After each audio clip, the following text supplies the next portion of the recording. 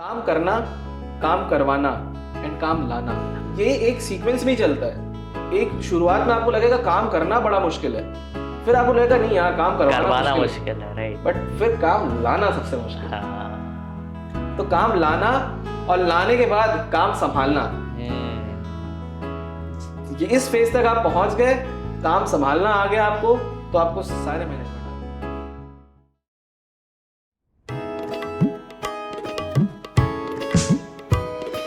हौसलों में पंख लगा आसमां उड़ जाने की ख्वाहिशें है आंखों में, देश भर छा जाने की उम्मीद है, उम्मीद है,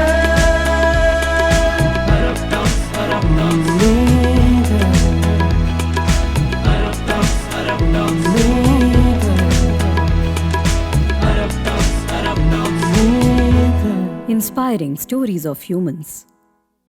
नमस्ते देवांशु जी, सीए देवांशु जी, स्वागत है आपका हमारे टॉक शो अरब टॉक्स पे। Thank you. तो थोड़ा आप अपने बारे में बताएं ताकि हमारी जो ऑडियंस है वो आपको जान जाए। ओके, मेरा नाम देवांशु दीप है। मैं चार्टर्ड अकाउंटेंट हूँ, प्रैक्टिसिंग चार्टर्ड अकाउंटेंट हूँ बाय प्रोफेशन। और हमारा एक ऑफिस उदयपुर में है, एक दिल्ली में है और एक यूपी के बुलंदशहर में है। क्या बात है। हमारे 3 ऑफिसेज हैं अभी। और रहने वाला मैं प्रॉपर यूपी का हूँ। अच्छा। यूपी में एक स्मॉल टाउन गोंडा है, वहाँ का रहने वाला हूँ मैं। क्या बात है। और साथ के साथ मेरी हॉबीज हैं, apart from practising chartered accountant मैं अपने साथ में थोड़ा बहुत सिंगिंग, डांसिंग, थोड़ा बहुत क्रिएटिविटी में भी थोड़ा सा हूँ, पोएट्रीज वगैरह करता हूँ, स्टैंड अप वगैरह करता हूँ।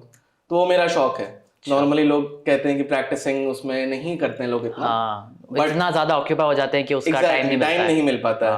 बट फिर भी मैं थोड़ा अपना टाइम निकालता हूँ उस चीज के लिए कि थोड़ा अपनी हॉबीज ना छूटे। सो हम देखते हैं, लोग कहते हैं कि हम सीए तो बन गए, बट जो प्रोसेस होता है थोड़ा उसके बारे में बताएं कि आप कैसे बने, पूरा एक मतलब आप एक्सप्लेन कीजिए कि मैं सीए कैसे बना। ओके, तो सीए की जर्नी बहुत टेढ़ी खीर है, पहली मैं आपको बता दूं बात, ठीक है ना। नॉर्मली मैंने एक बुक पढ़ी थी, subtle art of not giving. उसमें एक बहुत अच्छी लाइन मुझे लगी थी कि वो कहता है कि जो स्टेज पे गिटार बजा रहा है वो देखने में तो बहुत अच्छा लगता है, तो उसके पीछे की जर्नी किसी को नहीं पता होती। वही टिप ऑफ द आइसबर्ग वाला। यस। तो वो जर्नी जो होती है ना, वो बहुत स्ट्रगलिंग होती है। वो जर्नी आपको पता होती है तो आप उस ग्लोरिफिकेशन की विक्ट्री में नहीं जाते हैं। आपको समझ आता है कि वो इतना आसान नहीं है। तो जैसे सीए मैंने किया, स्टार्टिंग में मेरे को ये नहीं था कि मुझे करना है, बट स्टार्टिंग में फ्रेंड्स कर रहे थे तो साथ में मैंने कोचिंग में बैठ गया था। धीरे धीरे पता लगा कि बैठ तो गया, लेकिन अभी क्या हालत होने वाली है मेरी उसमें। बिल्कुल। ठीक है। तो एंड मतलब कोइंसिडेंस की बात कह लो या एक बड़ी फॉर्चुनेट अनफॉर्चुनेट बात कह लो, डेस्टिनी कह लो, हाँ, कि मेरे जितने दोस्त बैठे थे सबसे पहले मैं ही सीए बना, जबकि मेरा मन नहीं था करने का स्टार्टिंग में। बट जब आप एक प्रोसेस में होते हो तो आपको समझ में आता है कि उस प्रोसेस की आगे क्या वैल्यू है। तो दैट्स वेरी इंपॉर्टेंट कि आप प्रोसेस को सही टाइम पे पहचान लो। और मैंने उस टाइम उस प्रोसेस को पहचाना।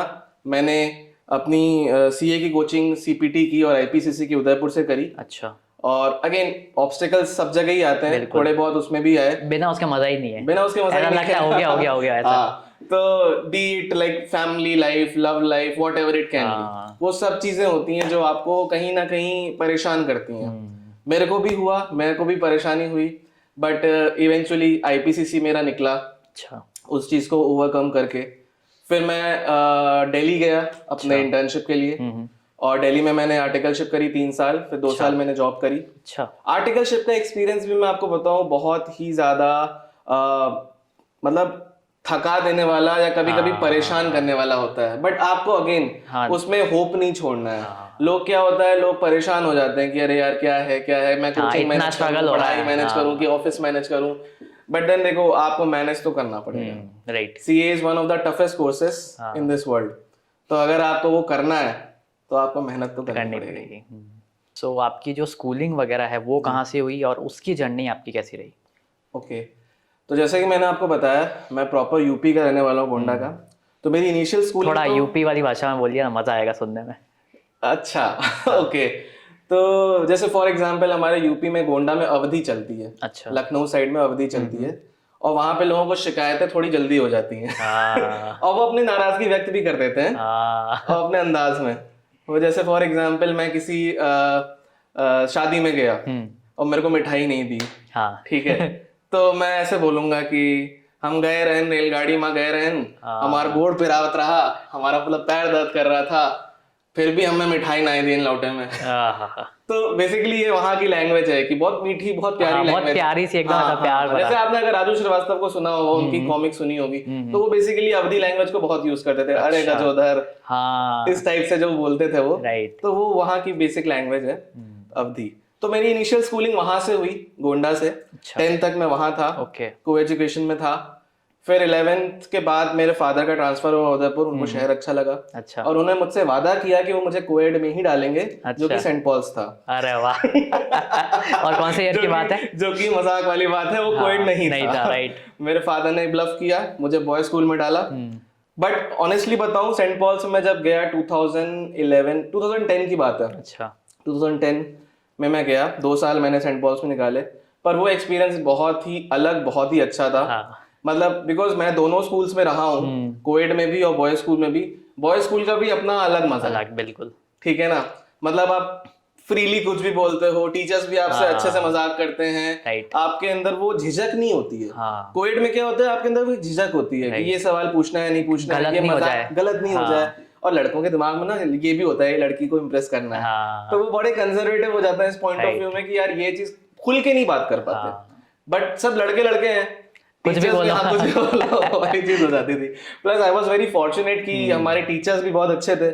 अब मैं कॉमर्स बैकग्राउंड का था, तो हमारे जो अकाउंट्स के टीचर थे वो भी बहुत अच्छे थे, बहुत अच्छे से पढ़ाते थे, बहुत अच्छा एनवायरनमेंट क्रिएट करते थे। तो इट रियली हेल्प्ड मी, मतलब मुझे बहुत मजा आया सेंट पॉल्स में। आज मतलब मेरी मेमोरीज हैं वहाँ पे। तो कुछ थोड़ी ऑब्वियसली देखो, जब शहर चेंज होता है तो थोड़ा सा परेशान भी होता है इंसान। जब मैं गोंडा से आया इधर, तो कल्चर चेंज था बिल्कुल। जैसे मेरे वहां पे क्या हम करके बात करते हैं, like if I have to say कि मुझे बैठना है, हम बैठ गए। तो व्हेन आई केम इन उदयपुर, तो मेरे को सब ऐसे परेशान करते थे, कौन कौन बैठा है हम मतलब क्या, कौन बैठा है, राइट, कौन यूपी से आया है तो वो थोड़ा सा चेंज हुआ, थोड़ा लोग बुली भी करते, थोड़ा परेशान भी करते थे, लेकिन इवेंचुअली थोड़ा सा एक आपको एस्टैब्लिश करना पड़ता है खुद को, प्रूव करना पड़ता है खुद को। सेकेंड मतलब 11th में जब मैंने ज्वाइन किया और विद इन 2 महीने बाद जो क्वार्टरलीज थे उसमें मेरी रैंक आ गई। अच्छा, तो लोगों को लगा टॉपर में आ गया, ये तो लड़का ठीक है, इससे बातचीत की जा सकती है। फिर वापस से फ्रेंडशिप डेवलप हुई, और लकीली मतलब मैं आपको बताऊं, सेंट पॉल्स की जो फ्रेंडशिप है लोगों से मेरी, वो आज भी है। देयर इज वन फ्रेंड जो मतलब मेरे साथ पहले दिन से है, अच्छा, वो आज तक है। क्या बात है। तो मैं इस मामले में बहुत लकी मानता हूँ कि मैं सेंट पॉल्स में गया। तो हमारे एक सेंट पॉल स्कूल में ही एक बग्गा सर थे, हमारे अकाउंट्स के टीचर थे, और वो बहुत ही अच्छा एनवायरनमेंट क्रिएट, वो बहुत फनी जोक्स मारते थे, मेरे को भी छेड़ते रहते थे, यूपी करते रहते थे। तो मतलब मैं सच बताऊं तो उनकी ही गाइडेंस की वजह से मेरे को एक इंटरेस्ट आया कि मेरे को सीए करना चाहिए, और फाइनली फिर मैंने उस तरफ आगे अपने आप को बढ़ाया सीए करने के लिए। तो अभी आपको एकदम आश्चर्य होगा, मैं बताऊंगा कि मैं भी सेम स्कूल से हूँ, और अभी इंटरव्यू ले रहा हूँ, मैं आपका जूनियर हूँ बेसिकली। सो अभी आपको कैसा लग रहा है कि एक जूनियर आपका इंटरव्यू ले रहा है? बहुत अच्छा लग रहा है, मतलब आई एम रियली ग्लैड कि मेरा जूनियर मेरा इंटरव्यू ले रहा है, ये मेरे लिए बहुत खुशनसीबी की बात है, और मैं चाहूंगा कि आपका शो बहुत बहुत ऊंचाइयां छुए। बिल्कुल और हम भी आपके शो अब हमारे साथ सीए भी जुड़ चुके हैं, तो बहुत कुछ हो सकता है। बिल्कुल। जैसा कि आपने बताया कि आप एक प्रैक्टिसिंग सीए हैं, तो आप जैसे कि आजकल एक बहुत ज़्यादा चल रहा है कि जो स्टार्टअप्स होते हैं, तो how to build a startup या how to start a startup, तो वो कैसे रहता है? तो जैसे कि आप देख रहे हैं आजकल स्टार्टअप की वेव आई हुई है, और उस वेव में सबसे इम्पोर्टेंट चीज़ जो लोग मिस आउट कर जाते हैं, वो ये नहीं जान पाते हैं कि सबसे पहले तो आपको आइडेंटिफाई करना है कि आपका प्रोडक्ट क्या है। प्रोडक्ट क्या है, ज्योग्राफिकली लोकेशन क्या है आपकी, और उस प्रोडक्ट की या उस सर्विस की उस तरह से डिमांड है या नहीं है, राइट। तो demand is very important to assess demand, product and market survey. ये तो 3 चीजें आपको करनी ही करनी है। उसके बाद आप सोचो कि नेक्स्ट स्टेप क्या हो सकता है, रजिस्ट्रेशंस क्या हो सकते हैं, लाइसेंसेस क्या हो सकते हैं, but that first you have to identify that what is actually the product हाँ एंड व्हाट इज वो feasible है कि नहीं है। Whether it is feasible plus scalable. हाँ बिकॉज स्टार्टअप्स की जब हम बात करते हैं, क्या फर्क है स्टार्टअप्स और स्मॉल बिजनेस में? ऐसे तो फिर कोई अगर ठेला लगा रहा है वो भी स्टार्टअप ही Startup कहेगा है, हाँ। अपने आप को, that we are startup. But when we use term startup तो हम बात करते हैं उन बिजनेसेस की जो टेक्नोलॉजिकली स्केलेबल भी हैं और टेक्नोलॉजिकली ड्रिवन भी हैं। हाँ आप अगर कोई भी कंपनीज देखेंगे जो अपने आप को स्टार्टअप, रिकॉग्नाइज स्टार्टअप मानते हैं या गवर्नमेंट जिनको मानता है, वो मोस्टली वही है जो हाईली स्केलेबल थी हाँ और उन्हीं को फंडिंग भी मिलती है इन फ्यूचर। राइट। तो ये बहुत इंपॉर्टेंट है ये जानना कि स्मॉल बिजनेसेस अलग चीज हो गई और स्टार्टअप्स अलग चीज हो गई, ये बहुत इंपॉर्टेंट है। तो जब बात करते हैं हम स्टार्टअप्स की, तो स्टार्टअप्स में सबसे इंपॉर्टेंट ये होता है हमें 2-3 चीजें आइडेंटिफाई करनी, प्रोडक्ट, डिमांड एंड लोकेशन। क्योंकि जब तक आपको पता नहीं होगा कि आपका प्रोडक्ट क्या है और उसकी मार्केट में उस तरह से डिमांड है या नहीं है, एक बार आपने प्रोडक्ट आइडेंटिफाई कर लिया, आपने वो देख लिया वो स्केलेबल है या नहीं है, फिर आपको आइडेंटिफाई करना है आपकी लोकेशन, आपकी इनिशियल लोकेशन। क्योंकि इनिशियल लोकेशन के ही बेसिस पे आपकी इन फ्यूचर स्केलेबिलिटी बढ़ेगी। तो फॉर एग्जांपल मेरे को कुछ टूरिस्ट से रिलेटेड बिजनेस करना है, तो अब मैं अगर किसी ऐसे शहर में स्टार्ट कर दूंगा जहां पे टूरिज्म नहीं है, तो मेरे लिए थोड़ा शुरू में ही डिस्करेजिंग हो जाएगा। So it is very important कि आपकी लोकेशन क्या है। अगर टूरिज्म का बिजनेस कुछ रिलेटेड करना है तो मैं उदयपुर, गोवा ऐसे शहर से शुरू करूंगा। तो इट्स वेरी इंपॉर्टेंट कि आप पहले आइडेंटिफाई करें कि आपका प्रोडक्ट क्या है और किस लोकेशन पे वो स्केलेबिलिटी को आगे बढ़ा सकता है। राइट। और कोई भी स्टार्टअप, जैसे आपने देखा कोई भी स्टार्टअप और स्मॉल बिजनेस में क्या फर्क है? आज अगर कोई ठेला लगा रहा है तो वो भी तो अपने आप को स्टार्टअप कह सकता है। हाँ बात तो ये है ना। लेकिन स्टार्टअप वो नहीं है। स्टार्टअप वो है जो थोड़ा टेक्नोलॉजिकली ड्रिवन भी हो, टेक्नोलॉजिकल के साथ साथ वो स्केलेबल भी हो। अगर वो स्केलेबल, कोई भी गवर्नमेंट भी किसी स्टार्टअप को रिकॉग्नाइज तब करती है, उसको फंडिंग तब देती है, उसको असिस्टेंस तब देती है जब उसके अंदर स्केलेबिलिटी दिखती है। तो इट इज वेरी इंपॉर्टेंट कि आप उस चीज को आइडेंटिफाई करें, अपने प्रोडक्ट को, अपने डिमांड को, अपने लोकेशन को, उसके बाद आप आगे बढ़ें रजिस्ट्रेशन या लाइसेंसेस के थ्रू। सो जब हम स्टार्टअप फॉर्म करते हैं तो हमको एक एडवाइस दी जाती है कि प्राइवेट लिमिटेड कंपनी बना दो। तो प्राइवेट लिमिटेड ही क्यों? एलएलपी या सोल प्रोप्राइटर में क्या प्रॉब्लम है? ओके, तो अब हम बात करते हैं कि टाइप्स ऑफ जो एंटिटीज होती हैं बेसिकली। तो जैसे आपने आनंद जी बोला कि सोल प्रोप्राइटर वाली बात, आज सोल प्रोप्राइटर कहीं मार्केट में जाता है, किसी बैंक्स के पास जाता है या किसी गवर्नमेंट के पास, अपनी गवर्नमेंट के पास जाता है या किसी इन्वेस्टर के पास जाता है, उसको कोई रिकॉग्नाइज नहीं करता क्योंकि वो एक किसी मिनिस्ट्री या किसी गवर्नेंस के अंडर नहीं है। प्राइवेट लिमिटेड लोग सजेस्ट इसलिए करते हैं, बहुत सारे रीजन है, मैं आपको बहुत सेलेक्टेड रीजंस बताऊंगा क्योंकि बहुत लंबी हो जाएगी चीज। लेकिन बेसिक रीजन ये है प्राइवेट लिमिटेड का, सबसे पहले it is governed by ministry of corporate affairs. अच्छा। तो कोई भी इंसान अगर उस कंपनी में पैसा लगाने जाएगा तो उसे पता है कि ये सरकार के गवर्नेंस में है। आज सोल प्रोप्राइटर क्या है, वो बहुत से बहुत जीएसटी रजिस्ट्रेशन ले लेगा या शॉप्स एंड एस्टैब्लिशमेंट में अपने रजिस्ट्रेशन करा लेगा, उसकी वो गवर्नेंस नहीं है जो governance ministry of corporate affairs में है। मिनिस्ट्री हर साल, हर क्वार्टरली अपनी फाइलिंग्स मांगता है और अगर वो नहीं दे तो उस पर पेनल्टीज लगा देता है। डायरेक्टर को डर रहता है इस चीज का। तो ये बहुत जरूरी है कि लोग क्यों बोलते हैं बार बार कि भाई आप प्राइवेट लिमिटेड बनाए। एलएलपीज भी आप बना सकते हैं। एलएलपी भी क्यों मैं आपको बोल रहा हूँ, क्योंकि एलएलपी भी मिनिस्ट्री ऑफ कॉर्पोरेट अफेयर्स से गवर्न होती है। पर हम बात करते हैं एलएलपी और अगर प्राइवेट लिमिटेड की, तो एलएलपी और प्राइवेट लिमिटेड में फर्क काफी सारे हैं, जिसमें से एक फॉर एग्जांपल मैं आपको बताऊं, एलएलपी में जो टैक्सेशन है वो 30% है। अच्छा। वही प्राइवेट लिमिटेड में टैक्सेशन 25% का है। साथ ही आपकी जो प्राइवेट लिमिटेड होती है उसमें आप इन्वेस्टर्स को पिच करते हो, उनको शेयर्स इशू करते हो। राइट। एलएलपी में आपका शेयर्स वाला ऑप्शन नहीं होता, वो एक पार्टनरशिप ही है, बस एक वो एक लिमिटेड लायबिलिटी पार्टनरशिप है। लिमिटेड लायबिलिटी हम क्यों कहते हैं उसको? कारण कि भाई जब आप एलएलपी में रजिस्टर कराते हो खुद को, तो आपकी liability as a partner limited रहती है। मतलब nobody will touch your personal assets. लेकिन जो नॉर्मल पार्टनरशिप होती है उसमें अगर आपने डिफॉल्ट करा तो आपकी प्रॉपर्टी भी गई। ठीक है ना। तो इसीलिए एलएलपीज को भी ये जो बैंक्स लोन देते हैं वो पूरी प्रोजेक्शंस चेक करने के बाद देते हैं, क्योंकि उनको ये भी पता होता है कि भाई इसमें लायबिलिटी पार्टनर की लिमिटेड है। तो आपको अपने कागज बहुत मजबूत रखने हैं, कहीं पे भी आपको पैसा उठाना है इन फ्यूचर तो। राइट। और अगर आपको स्टार्टअप बढ़ाना है तो। पर मेरी सलाह यही रहेगी आपको कि जब बिजनेस ग्रो करता है, नॉर्मली लोग गलती क्या करते हैं, गलती लोग ये करते हैं कि सोल प्रोप्राइटर से शुरू करते हैं। उनको लगता है कौन यार कंपनी के झंझट पाले, कौन कंप्लायंसेस फॉलो करेगा, या सोल प्रोप्राइटर बना लेते हैं, अपना धंधा ही तो है। पर प्रॉब्लम क्या होती है, धीमे धीमे वो धंधा बढ़ता है। लोग उस विजनरी माइंड से नहीं सोचते हैं, पर धीमे धीमे वो धंधा बढ़ता है, और जब वो बढ़ने लगता है ना, फिर वो हमारे पास आते हैं, वो बोलते हैं यार इसको ना प्राइवेट लिमिटेड में कन्वर्ट कर दो।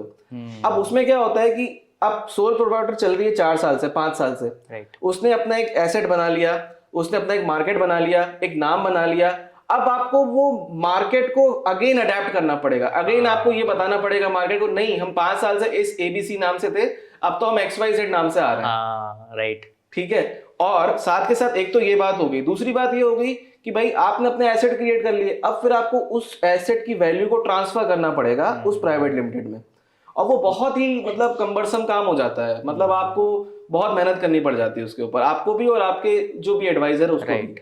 तो जब आपको बढ़ना ही है आगे और आपका विजन है ऑलरेडी, तो मेरे सजेशन यही होता है कि आप अगर इन फ्यूचर इस प्रोस्पेक्ट से जा रहे हो कि आपको फंडिंग उठानी है, आपको स्केल करना है अपना बिजनेस, तो बेटर यही रहेगा कि आप प्राइवेट लिमिटेड में ही जाओ, क्योंकि उसमें आपको इन्वेस्टर्स को पिच करना आसान होगा, उसमें आपको लोन असिस्टेंस मिलेगा जल्दी, उसमें आपको टैक्सेशन कम लगेगा, और उसमें आप अपनी पेरेंट सब्सिडीज, होल्डिंग सब्सिडीज की भी क्रिएट कर सकते हो, जिसके थ्रू आप कई सारे ट्रांजैक्शंस कर सकते हो, जो कि नॉर्मली पार्टनरशिप या प्रोप्राइटरशिप में नहीं होता है। तो ये in my opinion private limited should be incorporated initially, बाद में नहीं। हाँ, तो बोलना आसान होता है कि कंपनी बना दो, फंडिंग ले लो या फंडिंग आ जाएगी, बट जब हम इसको बनाने जाते हैं तो बहुत सारी चीज़ें इसमें लगती है। तो एज अ CA आपके पास बहुत सारे लोग आते होंगे और आपने बहुत सारी कंपनीज भी इनकॉर्पोरेट की होगी, तो एक फॉर्मेशन ऑफ अ कंपनी होती है, तो वो कैसे रहता है, उसका प्रोसेस क्या रहता है? ओके, तो नॉर्मली लोगों को ये लगता है कि कंपनी बनाना बहुत ही टायरिंग टास्क है, और बहुत लोग परेशान होकर फिर कंपनी बनती है और बहुत टाइम लग जाता है, बट ऐसा है नहीं, इतना टाइम नहीं लगता है। हर थोड़े थोड़े टाइम पे गवर्नमेंट बहुत एफर्ट्स ले रही है कि प्रोसेस को थोड़ा स्मूथ करें। और जैसे हम बात करते हैं जब कंपनी इनकॉर्पोरेशन की, तो मिनिमम 2 लोग चाहिए होते हैं किसी भी कंपनी को बनाने में। हालांकि अब एक 1% कंपनी भी एक कॉन्सेप्ट गवर्नमेंट लेके आई है, OPC भी आ गया है, बट OPC इतना ज्यादा सक्सेसफुल नहीं है, फिर उसके अपने लिमिटेशंस हैं, क्योंकि उसमें एक ही आदमी होता है, तो वही सोल प्रोप्राइटर जैसा। बिल्कुल, एक तो वो सोल प्रोप्राइटर जैसा हो गया, और वो ऊपर से और सोल प्रोप्राइटर पे गवर्नेंस और आ गया मिनिस्ट्री का। तो वो वाली चीज होती है कि OPC इतना सक्सेसफुल नहीं है अभी भी, प्राइवेट लिमिटेड ही कंपैरेटिवली बहुत सक्सेसफुल है उससे। और प्राइवेट लिमिटेड में मिनिमम आपको 2 डायरेक्टर्स और मिनिमम 2 शेयर होल्डर्स चाहिए होते हैं कोई भी कंपनी शुरू करने के लिए। मिनिमम शेयर कैपिटल 1 लाख रुपए की। तो अगर फॉर एग्जांपल मान लेते हैं अगर 2 शेयर होल्डर्स हैं, तो उनको एज पर देयर एग्रीमेंट्स वो अगर इक्वली कंट्रीब्यूट करना चाहते हैं तो 50-50 हज़ार रुपए वो एक। मैं यहाँ पे आपको थोड़ा सा इंटरप्ट करूंगा। आपने बोला मिनिमम कैपिटल 1 लाख, तो 1 लाख सिर्फ पेपर पे होती है या सही में डालनी पड़ती है? नहीं, 1 लाख बिल्कुल डालनी पड़ती है आपको कंपनी इनकॉर्पोरेशन के विद इन 180 डेज आपको कमेंसमेंट फॉर्म फाइल करना होता है, जिसमें आपको 1 लाख रुपए अपने कंपनी के बैंक अकाउंट में डालने होते हैं। अच्छा जी, तो ऐसा नहीं है कि ये एक जस्ट जार्गन है या एक बस बुक्स की प्रैक्टिस है, ये एक्चुअली आपको डालने होते हैं, तभी ये मिनिस्ट्री अप्रूव करती है, तभी मिनिस्ट्री मानती है कि आपने बिजनेस एक्चुअली में शुरू किया है। अच्छा, और रही बात प्रोसेस की कि भाई बनती कैसे है, तो बहुत ही इजी प्रोसेस है, इसमें कुछ भी टायरिंग नहीं है। सबसे पहले 2 director minimum, 2 share holder, director share holder अलग अलग हो सकते हैं, मिनिमम 2 डायरेक्टर लेकिन चाहिए ही चाहिए। उसके बाद कैपिटल वाली बात आती है। सबसे पहले डायरेक्टर्स के KYC डॉक्यूमेंट्स चाहिए होते हैं, Aadhaar card, PAN card, bank statements उनके। उसके बाद ये सब लेने के बाद हमको उनसे ये पूछना पड़ता है कि आपका बिजनेस ऑब्जेक्टिव क्या है। उसके बेसिस पे हम ऑब्जेक्ट क्लॉज को डिफाइन करते हैं और आपका मेमोरेंडम और आर्टिकल ऑफ एसोसिएशन तैयार होता है। उसके बाद जब ये एक बार ये तैयार हो जाता है, आपके ऑब्जेक्टिव्स आ गए, आपका KYC डॉक्यूमेंट्स रिसीव हो गए, प्लेस ऑफ बिजनेस कि आप बिजनेस कर कहाँ पे रहे हैं। तो नॉर्मली क्या होता है कि बहुत लोग अपने घर से ही कर लेते हैं एक बार स्टार्ट के लिए, अपने घर का ही एड्रेस दिखा देते हैं। उस केस में डॉक्यूमेंट कुछ नहीं लगता, अगर आपके ही नाम पे घर है तो आप अपना रजिस्ट्री का डॉक्यूमेंट प्रूफ में लगा सकते हैं। अगर रेंटेड है प्लेस ऑफ बिजनेस, तो वहां पे आपको रेंट एग्रीमेंट्स या for example consent letter, electricity bill लेना पड़ता है बहुत सारा लैंडलॉर्ड का। और ये सब करने के बाद आपको जो सबसे इंपॉर्टेंट चीज है वो होता है नेम। भाई कंपनी का नाम आपको सोच के रखना होता है कि आपको क्या नेम चाहिए, और जरूरी नहीं है कि जो नेम आपने सोचा है वो आपको ministry of corporate affairs approve ही कर दे। आपको इनिशियली एटलीस्ट 2 से 3 नाम सोच के रखने हैं जो आपको मिनिस्ट्री को बताने हैं कि मैं ये नाम सोच के रखा है, आप प्लीज अप्रूव करें। अब मिनिस्ट्री देखेगी कि उनके पोर्टल पे कि वो नाम एक्चुअली अवेलेबल है आपको देने के लिए कि नहीं। अगर वो नहीं होगा तो वो डिक्लाइन कर देगी, वो बोलेगी कि नहीं आप किसी और नाम से कंपनी को इनकॉर्पोरेट करें।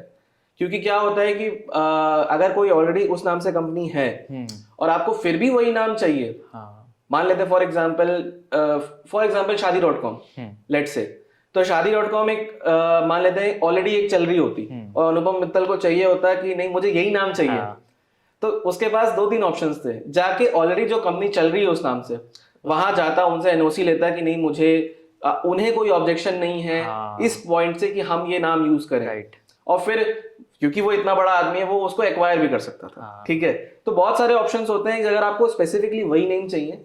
बट ये तो हो गई उनकी बात जो ऑलरेडी एक एस्टैब्लिश्ड जायंट्स हैं, राइट। बट हमारे जैसे लोग, मैं यही सजेस्ट करूंगा इन झंझट्स में ना पड़ के कोई ऐसा यूनिक नाम सोचें जो ऑलरेडी मिनिस्ट्री पे अप्रूव्ड ना हो। तभी आजकल हम देखते हैं कि अजीब से नाम की कंपनियां आती है। एग्जैक्टली जैसे मैं आपको फॉर एग्जांपल देता हूँ मेराकी। अब Meraki is a very common name. Meraki नाम लोगों को बहुत पसंद आता है, लोग बहुत जगह रखते भी हैं, और अगर आप मेराकी नाम से कभी सर्च भी करेंगे तो मेराकी बहुत सारी कंपनीज दिखेंगी उस नाम से। पर होता क्या है, या तो वो ग्रुप कंपनीज होती हैं कि भाई फॉर एग्जांपल अडानी है, अब Adani enterprises, Adani green, Adani power, तो अडानी के नाम से कंपनी ग्रुप कंपनीज क्रिएट होगी। अब ऐसे ही मेराकी नाम से भी ग्रुप, लोग फिर यही बोलते हैं अरे सर क्या बात कर रहे हो आप, इतनी कंपनीज तो आ रही हैं उसके पोर्टल पे दिख रही नाम, पर होता क्या है वो मोस्टली ग्रुप कंपनीज होती हैं। अच्छा, तो या तो आप नाम को थोड़ा बहुत एडजस्ट करो, मेरा कीज कर दो या मेरा काइन कर दो, मतलब there can be the possibilities, थोड़ा सा आप चेंज कर सकते हैं। 19-20 जो होता है, हाँ जी 19-20 आप कर सकते हैं, या अगर आप कोई और अच्छा नाम सोच सकते हैं। लेकिन मेरी सजेशन यही होती है कि भाई अलग नाम सोचें, उसको रजिस्टर कराएं, उसका ट्रेडमार्क कराएं, उसका वो भी बहुत जरूरी है ट्रेडमार्क कराना। क्योंकि क्या होता है लोग नाम से कंपनी तो शुरू कर देते हैं, अपना ब्रांड भी चालू कर देते हैं, पर उसको रजिस्टर नहीं कराते हैं। अब फॉर एग्जाम्पल कोई फूड चेन खोली, राइट। अब फूड चेन तो मैंने खोल दी, अब मैंने इस विजन से नहीं खोली थी कि यार आने वाले टाइम पे वो इतना चल जाएगा। अब मैंने खोल तो दी, अब वो चल भी रहा है अच्छे से, पर प्रॉब्लम कहाँ आई, मैंने ट्रेडमार्क नहीं कराया उस नाम को। और जब मेरे को लगा कि मैं एक अच्छे स्केलेबिलिटी पे चला गया हूँ और मेरे को अलग अलग शहरों में भी खोलना चाहिए, पता चला वहां पे ऑलरेडी किसी ने खोल दिया उस नाम से, राइट।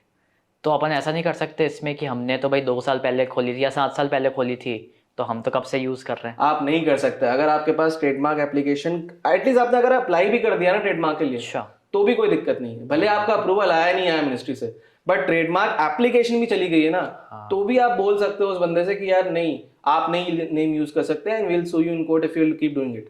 लेकिन अगर आपने एप्लीकेशन भी नहीं फाइल करी है, सिर्फ अपनी गुडविल के बेसिस पे उस नाम आपने शहर में चलाया है, तो आप फॉल्ट में आ जाओगे और आपको बहुत मुश्किलें सहन करनी पड़ सकती हैं। तो इसलिए मेरा सजेशन यही होता है कि आप जब भी बिजनेस बनाएं, ये सारे डॉक्यूमेंट्स जो मैंने बताया कि ये लगते हैं, ऑब्जेक्टिव्स लगते हैं, नेम सोच के चलना होता है। नेम के साथ साथ आपका अगर ब्रांड है अच्छा और आपको लगता है कि ये बहुत बढ़ेगा, तो विद इन 4-5-6 मंथ जब आपका बिजनेस स्टार्ट हो, आपको बिजनेस को ट्रेडमार्क में रजिस्टर करा लेना चाहिए। तो ये तो हो गई ट्रेडमार्क की बात। अब बात आती है कि भाई ट्रेडमार्क तो करा लिया मैंने कंपनी भी रजिस्टर करा ली, राइट। अब मैं धंधा कहाँ से लाऊं? ठीक है, धंधा लाने के लिए पैसा चाहिए, राइट। मशीनरी खरीदनी है। Even a small business like me, for example मैं प्रैक्टिसिंग चार्टर्ड अकाउंटेंट हूं, मेरे को लैपटॉप तो चाहिए, राइट। मेरे को फर्नीचर तो चाहिए, बिल्कुल, और मेरे को ऑफिस से सेटअप करना पड़ेगा ना। नहीं करते भी उसका 5 से 10 लाख तो रुपए लगेंगे आराम से, और 5-10 लाख रुपए मेरे पास तो नहीं है। तो अब मैं क्या करूं? उस केस में मैं क्या कर सकता हूं? बहुत सारे ऐसे लोन्स प्रोवाइड करती है गवर्नमेंट, स्कीम्स चलती हैं बहुत सारी। जैसे फॉर एग्जांपल छोटे लोन्स के लिए एक मुद्रा लोन्स होता है। तो मुद्रा लोन में क्या होता है, मुद्रा भी 3 तरह के होते हैं, शिशु, किशोर और तरुण। अच्छा। तो शिशु लोन में क्या होता है कि सबसे छोटा लोन वही होता है, 50,000 से नीचे का आपको लोन असिस्टेंस प्रोवाइड कराता है bank without any collateral. Collateral का मतलब क्या हुआ, कुछ भी आपको गिरवी रखना है। तो बैंक आपसे कुछ भी, अगर आपका सिबिल स्कोर अच्छा है और आपका कोलैटरल रखने को कुछ नहीं है, तो भी बैंक आपको लोन दे सकता है अगर आपके कागज पूरे हों। इसमें आपका शिशु लोन हो गया जो कि 50,000 से नीचे तक का रहता है। फिर आपका आता है किशोर, जो कि आपका 50,000 से 5 लाख तक का लोन रहता है। और फिर आपका आता है तरुण। तरुण में क्या होता है कि आपका 5 लाख से 10 लाख के बीच में आपको लोन सैंक्शन हो जाता है अगर आपके कागज पूरे हो। कागज में क्या हो गया, वही अगेन केवाईसी डॉक्यूमेंट्स आपके, अगर आपकी एज एन इंडिविजुअल आपके ने 2-3 साल पहले आईटीआर फाइल करी होगी, आपको वो लगाना होता है। आपके प्रोजेक्शंस देने होते हैं आपको कि अगर आप ये बिजनेस शुरू कर रहे हैं तो आपका इन फ्यूचर कितना ग्रोथ है रेवेन्यू वाइज, एक प्रोजेक्शन देना होता है मार्केट के सर्वे के हिसाब से या पीयर कंपनीज जो होती है उनको रिव्यू करके। और एक फाइनली एक प्रोजेक्ट रिपोर्ट। सबसे कहते हैं कि जो लोन लेने के लिए या पैसा उठाने के लिए बैंक से जो आत्मा लगती है वो आत्मा है प्रोजेक्ट रिपोर्ट। अच्छा, क्योंकि उसमें आपको सब देना पड़ेगा कि भाई हमारा ये बिजनेस है, आपका बैकग्राउंड भी बताना पड़ेगा, आप कितना पैसा डाल रहे हो वो भी बताना पड़ेगा, आप कितना पैसा कमा सकते हो वो भी बताना पड़ेगा, आपकी नेटवर्थ क्या, मतलब एवरीथिंग जो भी आपको जिसको देख के बैंक समझ जाए कि हाँ यार इस आदमी को तो मेरे को देना चाहिए लोन। तो आप ये जरूर इंश्योर करें कि जो भी प्रोजेक्ट रिपोर्ट तैयार करें वो पहली बात तो कभी खुद से ना करें, एक प्रोफेशनल एडवाइस लें और उसके बाद ही तैयार करें। कई बार लोगों को ऐसा लगता है कि यार हाँ कोई बात नहीं, किसी से पूछ लेंगे, गूगल पे कर लेंगे, यूट्यूब देख लेंगे तो हम कर लेंगे खुद से। बट प्रोफेशनल्स का काम प्रोफेशनल्स को करने दें, क्योंकि वो चीजें जल्दी कराएंगे और अच्छी कराएंगे।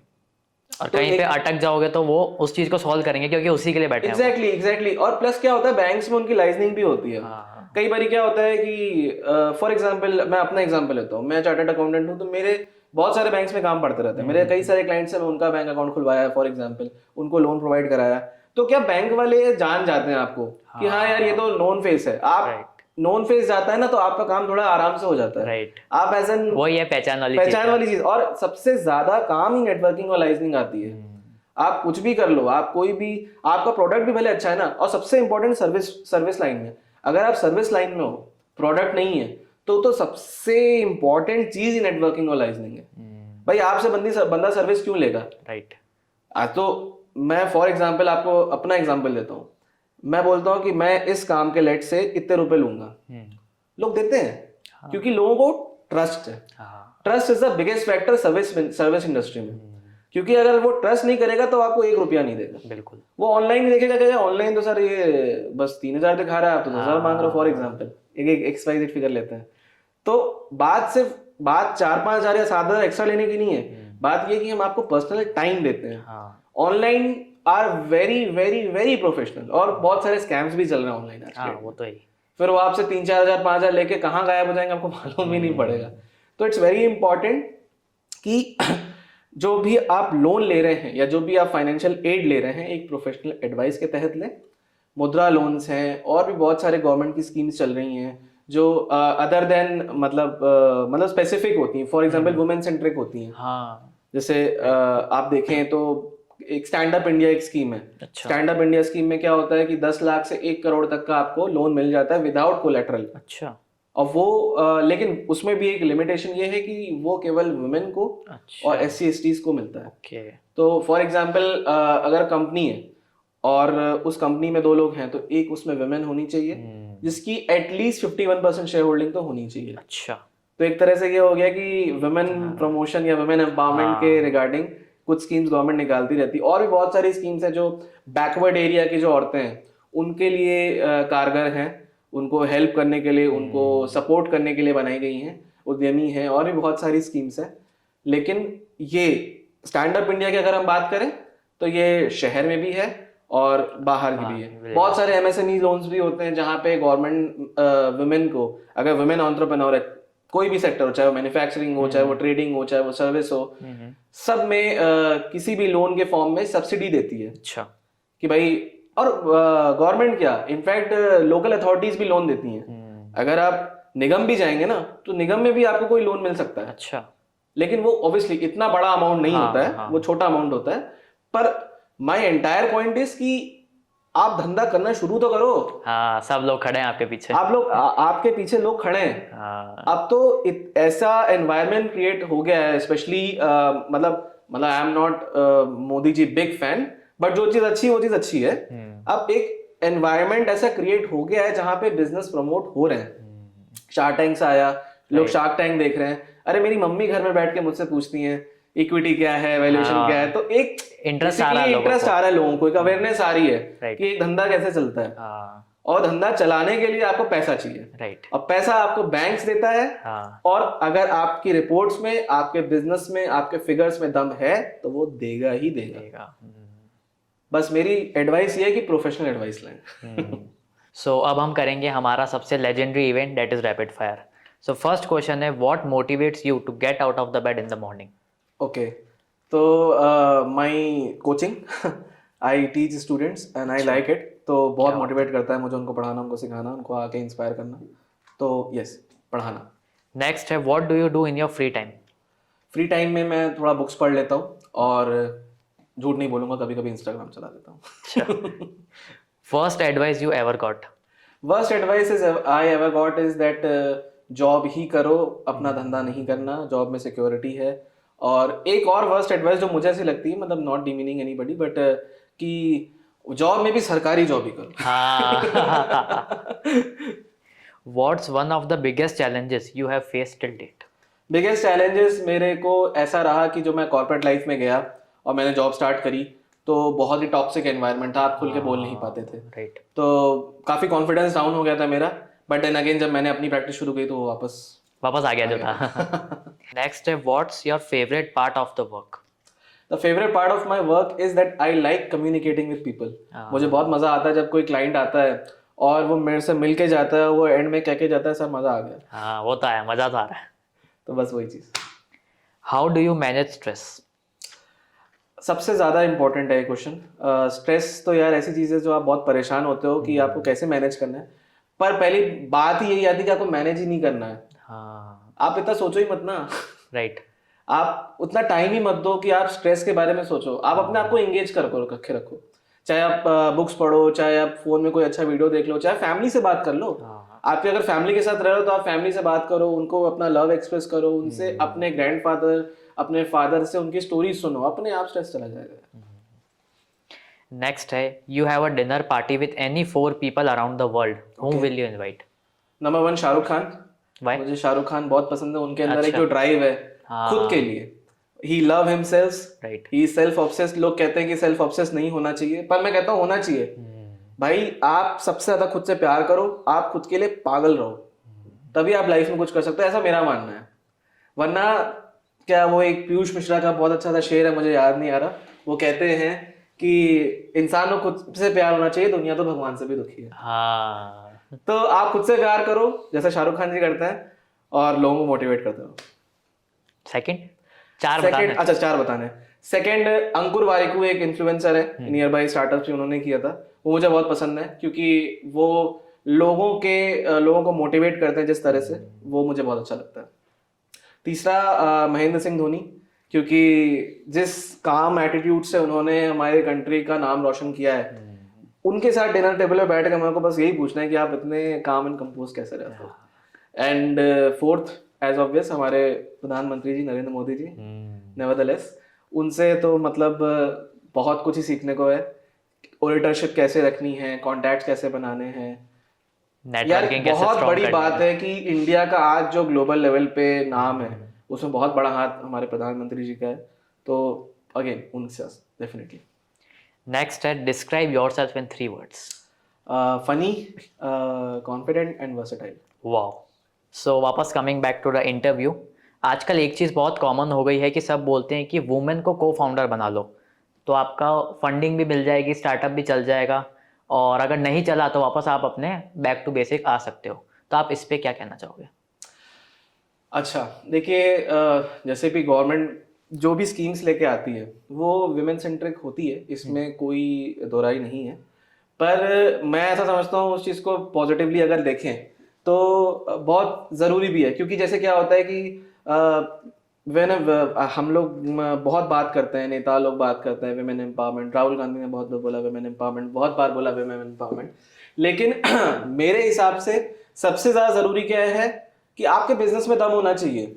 ठीक है, ये एक लूप होल है कि भाई अगर विमेन आपके उसमें है, आपके साथ है, आपके स्टार्टअप में साथ है, as a partner, as a director, whatever it can be, ठीक है ना, तो आपको फायदा in terms of loan assistance या इन टर्म्स ऑफ पैसा जो आना है वो मिल सकता है। क्योंकि बहुत सारी स्कीम, जैसे मैंने पहले बताया कि स्टैंड अप इंडिया है, या और भी जो स्कीम्स हैं जिसमें वुमेन को फायदा मिलता है, ठीक है। तो इसलिए लूप होल्स, ये लूप होल कह लो या एक मेथडोलॉजी कह लो कि एक तैयार किया हुआ है कि भाई वुमेन को प्रमोट करने, वुमेन को एम्पावर करने के लिए एक स्कीम्स लाई हुई हैं। इवन कंपनीज एक्ट में भी बोलता है, ये तो चलो स्टैंड अप इंडिया की बात हो गई या लोन वाली बात हो गई, बट कंपनीज एक्ट भी बोलता है कि वुमेन डायरेक्टर होनी चाहिए आपके बोर्ड में। तो क्योंकि वुमेन इतनी डिप्राइव्ड रही हैं पिछले कुछ सालों में, इसलिए उस चीज को प्रमोट करने के लिए गवर्नमेंट कई सारे एक्ट्स में उनके लिए प्रोविजनिंग करती है ताकि उनको बिजनेस में पार्ट लेने को इजी रहे।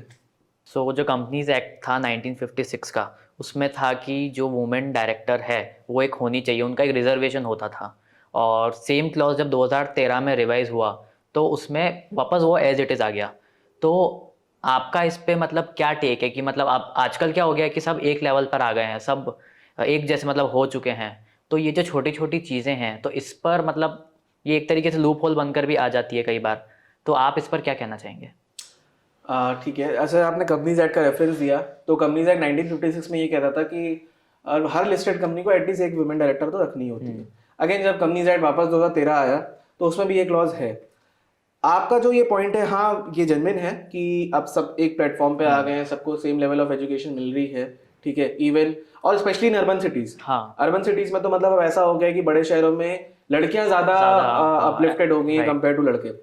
लेकिन मेरे को ऐसा लगता है कि अभी भी बहुत से हमारी कंट्री में महिलाएं हैं या लड़कियां हैं जो गांव में हैं या छोटे शहरों में हैं जिनको प्रॉब्लम्स आती है।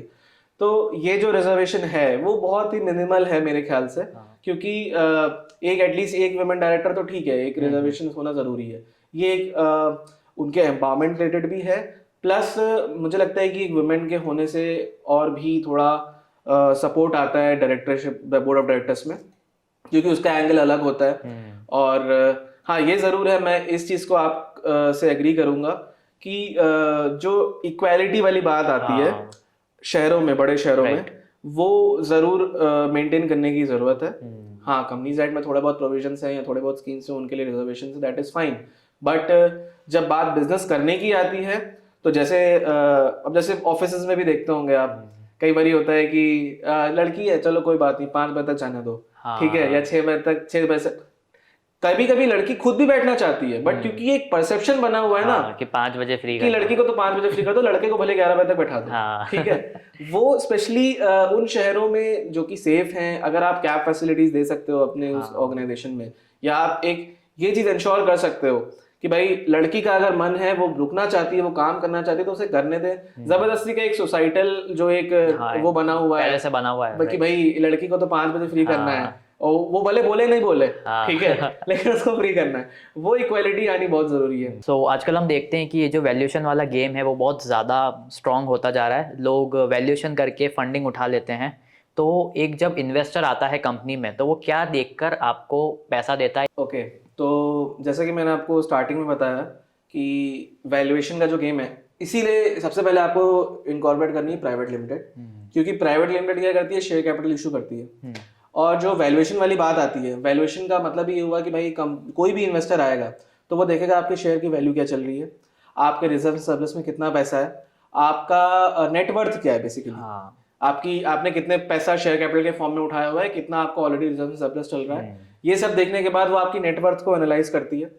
उसके अलावा वो ये भी देखती है कि आपने जितने साल बिजनेस किया क्या एसेट्स फॉर्म करे, एसेट्स की ग्रोथ क्या थी, कितने टाइम में आपने कितना एसेट डेवलप करा, और वो एसेट किस काम में लगे हुए हैं, किस प्रोजेक्ट में लगे हुए हैं जिसके थ्रू रेवेन्यू जनरेट हो रहा है। राइट। ऐसा भी हो सकता है कि भाई आपने बुक्स में आपके एसेट तो बहुत खड़े हुए हैं, लेकिन कोई टर्नओवर ही नहीं है, तो क्या फायदा उन एसेट्स का। तो फिर इन्वेस्टर थोड़ा पीछे हट जाता है, उसको लगता है कि यार भले इसकी बैलेंस शीट स्ट्रांग है बट पीएनएल स्ट्रांग नहीं है। तो ऐसा नहीं है कि कोई भी इन्वेस्टर कोई एक चीज देखेगा, वो आपके पूरे फाइनेंशियल्स देखेगा, आपके मार्केट वैल्यू देखेगा, आपकी मार्केट में रेपुटेशन क्या, आपकी गुडविल देखेगा, आपकी फेस वैल्यू देखेगा कि आपने कितना पैसा पहले उठाया हुआ है, पहली चीज। और अगर नहीं उठाया है, पहली बार आप उनके पास जा रहे हो, तो आपका प्रोडक्ट क्या है, उस प्रोडक्ट की ग्रोथ क्या है, वो सही डायरेक्शन में ग्रो कर रहा है कि नहीं कर रहा है, तो वो बहुत इंपॉर्टेंट है।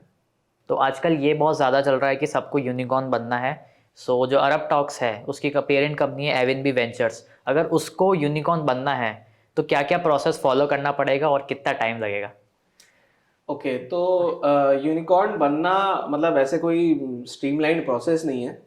और जैसे आजकल अच्छी बात है कि लोग यूनिकॉर्न जान रहे हैं कि यूनिकॉर्न क्या होता है। जब से शार्क टैंक आया है तो लोग काफ़ी ज़्यादा इंटरेस्टेड रहते हैं कि हाँ, इनफैक्ट एक कंटेस्टेंट आया था, उसने भी ये मेंशन किया था कि मुझे यूनिकॉर्न बनना है। तो मुझे पीयूष बंसल की एक बात बहुत अच्छी लगी थी, उन्होंने ये बोला था कि आपको यूनिकॉर्न क्यों बनना है, why are you not thinking to run a profitable business.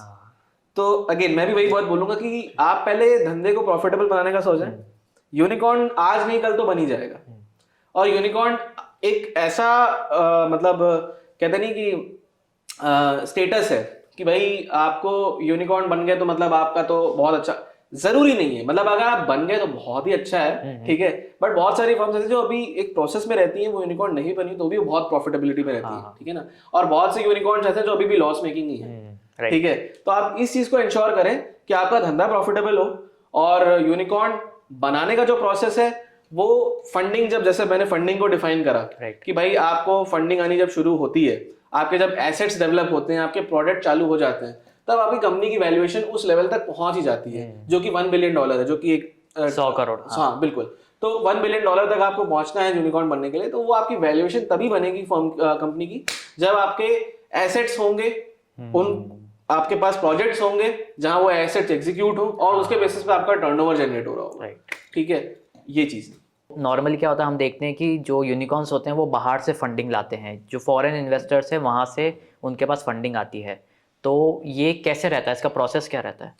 Okay, तो बहुत सारे यूनिकॉर्न्स ऐसे हैं जिनकी आप फॉर एग्जांपल वो देखोगे अगर पेरेंट कंपनी, तो पेरेंट कंपनी बाहर की होती है। जैसे फ्लिपकार्ट है, फ्लिपकार्ट की पेरेंट कंपनी सिंगापुर की है। अच्छा। एक और यूनिकॉर्न है मोग्लिक्स, उसकी भी पेरेंट कंपनी सिंगापुर की है। अच्छा। तो उसमें क्या होता है कि सिंगापुर में उनकी पेरेंट कंपनी होती है। सिंगापुर एक ऐसी कंट्री है जहां पे कोई भी फॉरेन इन्वेस्टर पैसा इन्वेस्ट करने में ज्यादा मतलब इतना ज्यादा सोचता नहीं है, हिचकिचाता नहीं है। यस, राइट वर्ड, हिचकिचाता नहीं है। क्योंकि क्या होता है कि वहां का टैक्स लॉस काफी लिबरल है, वहां के कंप्लायंसेस, वहां के प्रोसेस काफी लिबरल है। मतलब आप इजीली जा सकते हो, एंटर कर सकते हो। इंडिया में क्या है, इंडिया में थोड़ा सा अभी प्रोसेस स्ट्रीमलाइन हो रहा है, बट अभी समय लगेगा। जैसे यहाँ पे MCA, ministry of corporate affairs, वहां पे एकरा है, अच्छा, अकाउंटिंग कॉर्पोरेट रेगुलेटरी अथॉरिटी, ठीक है। तो एसी एकरा चलता है वहां पे, और सारी जितनी भी फाइलिंग्स यहाँ होती है वैसे वहां पे भी होती है। बट सिंगापुर की जो रेपुटेशन है, सिंगापुर की रेपुटेशन ओवरऑल पूरे वर्ल्ड में बहुत बेटर है in terms of ease of doing business. तो इसलिए टैक्स फैक्टर तो एक है ही कि वहां पे जो टैक्स लग रहा है पेरेंट कंपनी का वो कम लग रहा है, ठीक है। प्लस उसके ऊपर ये फैक्टर भी है कि अब आप बोलोगे नहीं यार सर एक बार बताओ ना, टैक्स हेवन तो बहुत सारे आइलैंड्स भी हैं, हाँ, तो फिर वहां क्यों नहीं, वहां कंपनी क्यों रजिस्टर नहीं कराएं। तो अगेन सबसे बड़ी बात, सबसे जो इंपॉर्टेंट चीज होती है गुडविल। सिंगापुर ने 1969 के बाद जब भी वो बनी वो कंट्री, उसके बाद से वो उसने एक ग्रोथ का ही ग्राफ देखा है। अच्छा। और ग्रोथ का ग्राफ देखा है और ये पूरा वर्ल्ड देख रहा है, पूरे वर्ल्ड ने देखी इस चीज को। इसलिए वो रेपुटेशन है कि टैक्स हेवन तो वो है ही, टैक्स कम लगता है, plus ease of doing business तो है ही। इस वजह से मोस्टली कंपनीज क्या करती हैं, सिंगापुर में अपनी कंपनी इनकॉर्पोरेट करती हैं, वहां पे पेरेंट कंपनी बनाती हैं, फॉरेन इन्वेस्टर्स को पिच करती हैं कि भाई हमारे प्रोजेक्ट्स इंडिया में पर हमारी कंपनी सिंगापुर की है। अब क्या हुआ, सिंगापुर में उन्होंने एक पेरेंट कंपनी बनाई और इंडिया में बनाई सब्सिडरी, राइट। अब होल्डिंग सब्सिडरी का कॉन्सेप्ट क्या होता है कि मान लो, इसको थोड़ा देसी भाषा में समझते हैं कि आपकी दुकान है, आपके पापा होल्डिंग है और आप सब्सिडरी हो, ठीक है। पापा ने जो बोला आपको वो करना है, ठीक है ना। सो ऐसे ही सेम चीज होती है होल्डिंग सब्सिडरी में, कि जो होल्डिंग कंपनी होती है वो 100% डिसीजन सारे वहां पे होंगे। यस, 100% सब्सिडरी भी वो हो सकती है, डिपेंड करता है 50% इक्विटी शेयर कैपिटल के बेसिस पे, पर 100% सब्सिडरी भी हो सकती है। तो हुआ क्या, सिंगापुर की एक कंपनी है जो कि पेरेंट कंपनी है, उसने इंडिया में एक सब्सिडरी बनाई, ठीक है। इंडिया की सब्सिडरी क्या करेगी, इसको शेयर कैपिटल इशू करेगी, ठीक है ना, राइट। और उसके बदले में वो पैसे आएंगे, ठीक है ना। तो हुआ क्या कि भाई फॉरेन इन्वेस्टर आया, उसने पैसे दिए सिंगापुर की कंपनी को, सिंगापुर की कंपनी ने आगे इंडिया की कंपनी को पैसे दिए, किसके बदले, जो शेयर्स इशू करे उस इंडिया की कंपनी ने होल्डिंग को, राइट, ठीक है। वो पैसा यहाँ आया, फिर वो पैसा यहाँ पे इंडिया में लगा और फिर इंडिया में आ गया। अब इसमें भी आप बोलोगे यार अगर फॉरेन से पैसा आ रहा है तो और भी रेगुलेशंस होती होंगी। हाँ बिल्कुल डेफिनेटली होती हैं। एफडीआई होता है, फॉरेन डायरेक्ट इन्वेस्टमेंट जिसे हम कहते हैं, तो उसमें भी दो तरह के अप्रूवल होते हैं। एक ऑटोमेटिक होता है जो अलाउड होता है, और एक गवर्नमेंट अप्रूवल के थ्रू होता है। ओके तो let's say for example sector wise देखना पड़ता है इसमें, कि डिफेंस है फॉर एग्जांपल, तो डिफेंस में एक परसेंटेज डिफाइंड है कि आपको इतने परसेंट एफडीआई अलाउड है। अच्छा। तो वो पैसा इतने परसेंट ही आएगा, उसके ऊपर आपको गवर्नमेंट से बात करनी पड़ेगी अच्छा कि हम ले सकते हैं कि नहीं ले सकते। ओके सिमिलरली ऐसे बहुत सारे बिजनेसेस जहाँ पे 100% एफडीआई भी अलाउड है, तो वो पैसा डायरेक्टली आ जाता है, उसमें इतना कोई लोड नहीं होता। तो ये सारी चीजें आपको उस पॉइंट ऑफ व्यू से ध्यान रखना जरूरी है। पर हाँ, ये जरूर है कि धीमे धीमे अलॉन्ग विद सिंगापुर इंडिया भी काफी रिफॉर्म्स में चेंजेस ला रहा है, तो हो सकता है आने वाले कुछ सालों में इंडिया में डायरेक्ट रादर किसी फॉरेन कंट्री में पेरेंट कंपनी बनाने के अलावा। तो देवांशु जी, आपने इतनी सारी चीज़ें बताई, और शुरू में आपने एक जगह मेंशन भी किया था कि आप कोचिंग भी लेते हो, और आपकी इतनी सारी कंपनीज है, आपके ऑफिसेज हैं, तो आप इन सब चीज़ों को मैनेज कैसे करते हो? बहुत अच्छा क्वेश्चन पूछा आपने ना। ये ज़रूर है कि थोड़ा टफ तो होता है, बट मज़ा बहुत आता है। मतलब देखो, अगर आपको कोई चीज़ अच्छी लगती है ना करना, तो फिर आप मैनेज कर लेते हो। हाँ, आपको वो पैशन वाला फैक्टर आ जाता है। आपको स्ट्रेस कब आता है? जब आपको पता होता है कि आपको किसी तीसरे बंदे के अकॉर्डिंग करना है। हाँ आपको जैसे फॉर एग्जांपल मेरे को पढ़ाना बहुत अच्छा लगता है। अपार्ट फ्रॉम माय प्रैक्टिस, जो मेरे ऑफिसेज चल रहे हैं, मेरे को पढ़ाना अच्छा लगता है, जो मैं पैसों के लिए नहीं करता, पर मेरा शौक है। हाँ तो जब मैंने पढ़ाना शुरू किया तो मैंने कहा कि यार, और एक चीज़ और मैं बहुत मानता हूँ कि यार लाइफ में ना अलग अलग चीज़ें आपको एक्सपेरिमेंट करना बहुत ज़रूरी है। This is the age, like जो आपका 20 से 30 और 35 तक का जो एज होता है ना, वो एक्सपेरिमेंट वाला एज है। हाँ मतलब लोग कहते हैं कि नहीं, ये तो एज ऐसा है कि स्टेबिलिटी लाओ, शादी करो, बच्चे करो, बट मैं तो ऐसा मानता हूँ कि आप हर एरिया टच करो। हाँ आप हर एरिया टच करो। जब तक आप हर एरिया एक्सप्लोर नहीं करोगे, आपको पता ही नहीं लगेगा आप अच्छे किस में हो। तो जैसे मैंने कोचिंग वाला एरिया जब एक्सप्लोर किया, तो मैं कोचिंग पढ़ाने गया, फिर मैंने महीना 2 महीना देखा कि यार बच्चों को समझ आ रहा है, बच्चे आगे से आके बोल रहे हैं। हाँ तो वो मेरे लिए बहुत बड़ी उपलब्धि थी। मतलब आई रिमेम्बर मैंने कोर्स खत्म कर दिया था, एंड फिर भी बच्चों ने बोला कि सर आप हफ्ते में ना एक बार फिर भी आ जाना। हाँ मैंने कहा क्यों आ जाना? तो दे वर लाइक कि आप बस आके मोटिवेट कर देना। तो वो मेरे लिए बहुत बड़ी अचीवमेंट थी। भले वो पैसा नहीं था, बट वो मेरे लिए बहुत बड़ी अचीवमेंट थी कि हाँ यार, ये चीजें, ये जो ड्राइव है ना, ये आपको मोटिवेट करती है कि आप इन चीजों को मैनेज कर लेते हो। वो ड्राइव आनी बहुत इंपॉर्टेंट है। राइट। क्योंकि वो ड्राइव नहीं होगी आपके अंदर, तो फिर आप कुछ भी कर लो, फिर आप परेशान ही रहोगे। आप फिर आपको, मेरे को लिटरली आपका ये सवाल नहीं है, मेरे को बहुत लोग सवाल कर चुके हैं कि यार ये तुम क्या क्या कर लोगे, सब चीजें तुम्हें करनी है, तुम्हें सुबह उठ के कोचिंग पढ़ानी है, तुम्हें अपने ऑफिस देखने हैं, plus I am also consultant somewhere, एक गवर्नमेंट ऑफिस में, ठीक है, तो मैं वहां भी जाता हूँ, ठीक है। उसके बाद फिर अपने ऑफिस आता हूँ, फिर जो दिल्ली में ऑफिस है वो भी मैनेज करता हूँ, मेरा पार्टनर है वहाँ पे, ठीक है। इसके अलावा कभी कभी समय मिलता है तो मैं ऐसे स्टैंड अप इवेंट्स होते हैं, अच्छा, उसमें भी जाता हूँ। क्रिएटिविटी वाली भी हॉबी है? जी जी जी, बिल्कुल बिल्कुल। जैसे थोड़ा बहुत मैं पोइट्री करता हूँ, और गाने वाने गाता हूँ, डांस वांस भी करता हूँ। कुछ पोइट्री सुना दीजिए। पोइट्री आपको किस डायरेक्शन में सुननी है पहले बताइए? किसी से भी रिलेटेड। अब वैसे हम बिजनेस पॉडकास्ट में हैं, तो हम बिजनेस रिलेटेड ज्यादा मोटिवेट करेंगे आपको। ठीक है, तो मैंने कुछ टाइम पहले एक कविता लिखी थी कि तुम रुकोगे भी, तुम झुकोगे भी, पर अंत में तुम खुद को चुनोगे भी। तुम रुकोगे भी, तुम झुकोगे भी, अंत में तुम खुद को चुनोगे भी। वाह। तुम्हारी वही मजबूरी और लाचारी एक दिन ताकत बन जाएगी, कि तुम्हारी वही मजबूरी और लाचारी एक दिन ताकत बन जाएगी, तब वही कठोरता तुम्हारी नजाकत बन जाएगी। वाह। तो एक टाइम होता है ना जब आप परेशान होते हो बिजनेस में, आप लाचार हो रहे हो, तो मजबूर हो रहे हो, तो कि यार क्या करें, क्या नहीं, नेक्स्ट स्टेप क्या है, परेशान होते हो। बट इवेंचुअली क्या होता है ना, जब आप उस फेज से निकल जाते हो, आप कठोर भी होते हो, आप सख्त भी होते हो ना, तो भी लोगों को नजाकत लगती है। राइट। क्योंकि लोगों को लगता है आदमी बड़ा आदमी है, कठोर है, तो ये कुछ दम पे कठोर है। एटीट्यूड है तो कुछ तो मतलब नजाकत ही है, वो एटीट्यूड नहीं है वो कहने का मतलब ये। तो ये चीजें मैं जो भी मैंने लाइफ में देखा है, एग्जाम्पल जो पेरेंट्स हैं, पेरेंट्स में भी मैं काफी लिखा हुआ है। फादर के ऊपर एक पोएम लिखी है मैंने। अच्छा। तो जैसे हमारे फादर बहुत मेहनत करते हैं, बहुत सैक्रिफाइसेस करते हैं, तो उसमें मैंने 4 लाइन लिखी थी कि सैक्रिफाइसेस पे, कि सतयुग में शिव, द्वापर में कृष्ण और त्रेता में श्री राम देखा है। सतयुग में शिव, द्वापर में कृष्ण और त्रेता में श्री राम देखा है। कलयुग में रहा देखने को कुछ, तो बस बाप का त्याग देखा है। क्या बात है, क्या बात है। तो ये जितने भी फेजेस, मतलब मैं कोई बहुत अच्छा अपने आप को राइटर नहीं समझता हूँ, इट्स जस्ट कि जो एक्सपीरियंसेस होते हैं लाइफ के वो आपको कहीं ना कहीं 4 लाइन दे ही जाते हैं। तो बस इस तरह से पोइट्री वगैरह करता हूँ, गाने वाने भी गाता हूँ कभी कभी। तो ये हॉबीज आपको क्या है, थोड़ा लाइवली रखती हैं। हाँ। ठीक है ना। राइट। तो आपको वो परस्यू जरूर करना चाहिए, क्योंकि क्या है कि आप जब प्रोफेशनल हो तो आप प्रोफेशनल लोगों से मिल रहे हो। Yes. लेकिन जब आप पोइट्री करते हो तो आप वैसे लोगों से भी मिलते हो। यस, अलग अलग दिमाग दिखते हैं आपको। एब्सोल्युटली।